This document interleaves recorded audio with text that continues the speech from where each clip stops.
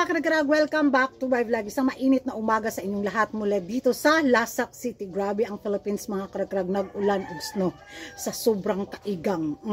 Eto na nga mga latest kaganapan ngayon sa mundo na beauty pageant. Nako, hahabol ako sa mga late ko na mga kuan ba, chismisan bitaw galore sa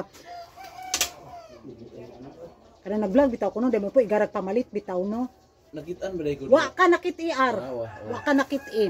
So eto na nga mga karag-karag, habang namamasyal ako kanina nga sa social media at yun napadpad ako sa ating mga kapitbahay na mga taga-Tacos na kung saan pinag-uusapan nila ngayon ang Miss Universe Peru 2024. Bloodbath daw ang magaganap. Naku, duguan daw ang mangyayari nito dahil nga muling sasabak sa Miss Universe Peru ang paborito nilang kandidata, bitaw na kung saan pinupush talaga nila mabuti na sasali ito sa Miss Universe, yung sumabak sa Miss International 2022 na naging second runner-up si Tati ba? Si Tatiana ba ito tawag pangalan niya? Oy, no.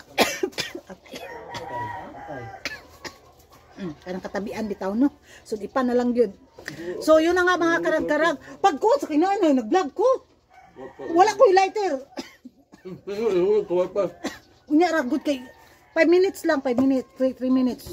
Magpinsilyo ra siya siyang 20. Maging duguan daw ang magaganap sa Miss Universe Peru 2024 dahil sa pagsabak ni Tati Waka Karag-Karag. Alam nyo, yung beauty niya, naalala ko talaga yung naging kalaban ni Rabia Mateo noon sa Miss Universe 2020, si Miss Romania ba yun? Na pareho talaga yung similarity yung beauty nila. Sobrang amo din, di ba? So, sa muli niyang pagsabak ngayon sa Miss Universe Peru 2024, nako, sasabak din yung naging kalaban niya sa Miss Dominican Republic, sa Miss International.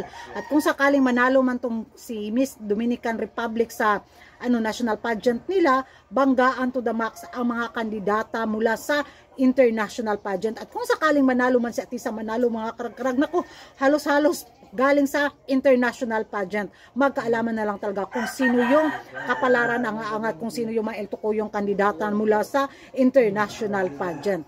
So, excited ako ngayon sa labanan sa Miss Universe Peru at siya yung manok ko ha. Sana makatama ako mga karag-karag at siya yung makasungkit sa corona sa Miss Universe Peru 2024. Nako, sana muli niya ibalik ang ang ingay na ala Janek Maceta bitaw. Di ba? So, excited ba kayo mga karag-karag sa muling labanan ngayon ng mga recycled na mga beauty queen na dati naglumaban sa international pageant at ngayon maglalaban sa kanilang national pageant? At kung palarin man sila mga karag-karag, naku, banggaan to the max na talaga to sa Miss Universe 2024 sa Mexico. Mag-ingay tayo sa comment section at kung hindi ka pa nakapag-subscribe sa YouTube channel ko, don't forget to like and subscribe. Kuragan Karag, ang babae lagi na karag-karag, and see you in my next vlog. Bye bye!